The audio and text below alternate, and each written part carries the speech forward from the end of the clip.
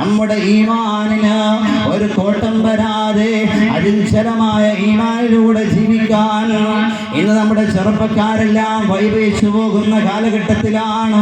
നമ്മുടെ ഈമാൻ നമ്മൾ ശ്രദ്ധിച്ചിട്ടില്ല എങ്കിൽ അല്ലാഹുവിനോട് 5 നേരം ദുആ ചെയ്തുകൊണ്ട് നിസ്കരിച്ചുകൊണ്ട് നമ്മൾ ദുആ ചെയ്യേണ്ട ദുആ വിശുദ്ധമായ ഖുർആൻ നമ്മളെ പഠിപ്പിക്കുന്നുണ്ട്. 5 നേരവും റബ്ബിനോട് നമ്മൾ ദുആ ചെയ്യേണ്ടത് റബ്ബനാ ലാ തുസിഗ് ഖുലൂബനാ ബഅദ ഇദ് ഹദൈതനാ വഹബ് ലനാ മിൻ ലദുൻക റഹ്മതൻ ഇന്നക അൻതൽ വഹ്ഹാബ്.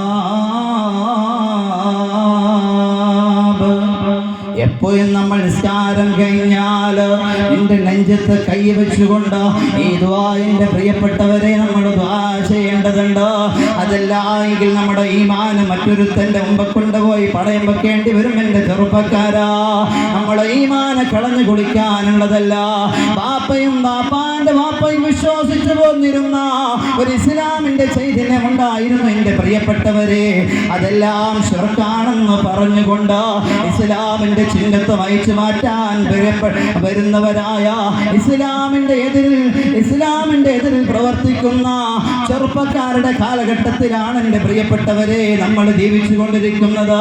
തൊട്ടതും പിടിച്ചതുമെല്ലാം ശിർക്കാണെന്ന് പറഞ്ഞുകൊണ്ട് എന്തിനാടാ ഖുർആൻ ഓതുന്നത്, എന്തിനാണ് തബാറക ഓതുന്നത്, എന്തിനാണ് മയ്യത്ത് നമസ്കരിക്കുന്നത്, ഇതെല്ലാം നിന്റെ വാപ്പയുടെ ഖബറിലേക്ക് എത്തുമോ എന്ന് ചോദിക്കുന്ന രൂപങ്ങളുടെ കാലഘട്ടത്തിലാണ് എൻ്റെ പ്രിയപ്പെട്ടവരെ ഞാനും നിങ്ങളും ജീവിച്ചു കൊണ്ടിരിക്കുന്നത്.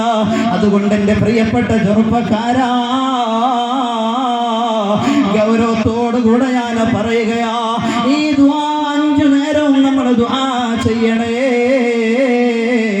റബ്ബനാ ലാ തുസിഗ് ഖുലൂബനാ ബഅദ ഇദ് ഹദൈതനാ വഹബ് ലനാ മിൻ ലദുൻക റഹ്മതൻ ഇന്നക അൻതൽ വഹ്ഹാബ്. 5 നേരവും കരുണക്കടലായ റബ്ബിന്റെ മുമ്പേ നമസ്കാരം കഴിഞ്ഞ് അവിടെ ഇരിക്കുമ്പോൾ നമ്മൾ ദുആ ചെയ്യണം.